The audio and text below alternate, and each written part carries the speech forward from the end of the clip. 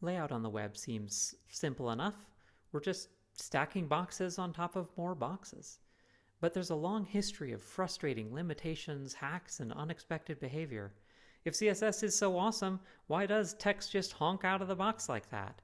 How do these boxes actually work? CSS is not like most programming languages, and it's not like other design tools either. Without a good mental model, it can be easy to get lost in the cascade.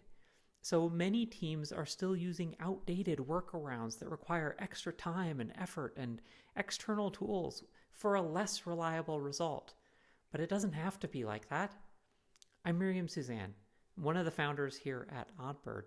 We help companies pursue large-scale projects, building more resilient and maintainable web applications and design systems. I'm also part of the CSS Working Group, helping to develop new CSS features like container queries and cascade layers and scope. Together, OddBird and I developed this workshop to help you get up to speed with the latest CSS layout techniques so you can deliver more reliable experiences without all the effort and expense.